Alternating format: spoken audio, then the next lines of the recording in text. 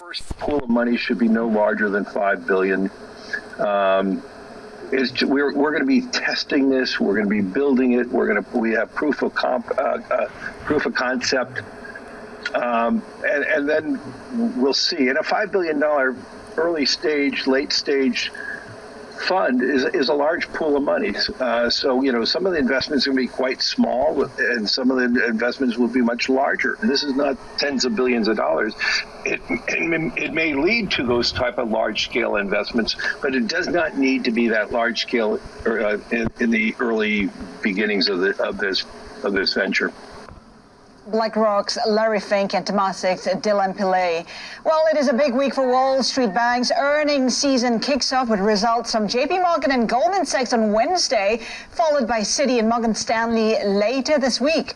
And lenders are facing even bigger expectations this earnings season. Deutsche Bank writing, quote, following 3 quarters of record beats and persistent positive macro data surprises, the bottom-up consensus estimate for S&P 500 earnings in the first quarter has risen by 5.6%, the largest upgrade into an earnings season over the last 10 years, Rish.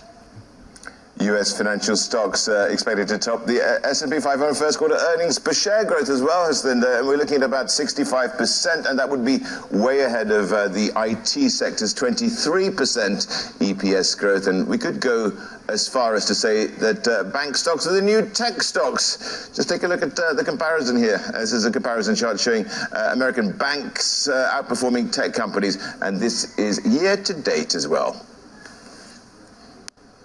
And Rish, to a turnaround story, UK toy store chain Hamleys, which I'm sure you know very well, is seeking a lifeline with the help of Indian billionaire and Asia's richest man, Mukesh Ambani, the 261-year-old British icon, planning to quadruple his outlets in India as Ambani strengthens his retail footprint. Not surprising, because Hamleys hasn't been a happy place. £9 million in losses, and of course they're tapping Ambani's $75 billion for that perhaps change in fortune, Rish.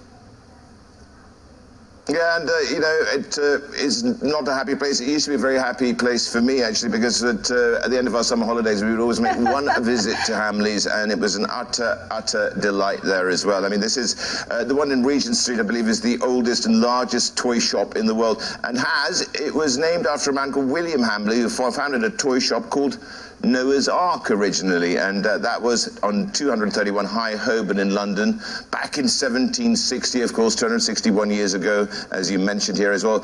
So, I mean, it's a huge opportunity to bring it into India, where I think something like a fifth of the world's babies are born, and that would help it fuel a revival, I'm guessing here as well, Has. Well, that's right. We're talking about 26 million babies born every year. I mean, even if you get 5% of the riches in India, you'll make lots of money just focusing on India, right? Absolutely. I mean, that's what we have right now, and that as Mukesh Ambani attempts to revive this iconic toy store. All right, tell me, our exclusive interview coming up with the Brazilian Central Bank President Roberto Campos Neto will join Daybreak Asia on Wednesday, discussing the country's economy and interest rate path. We've got Daybreak Middle East up next.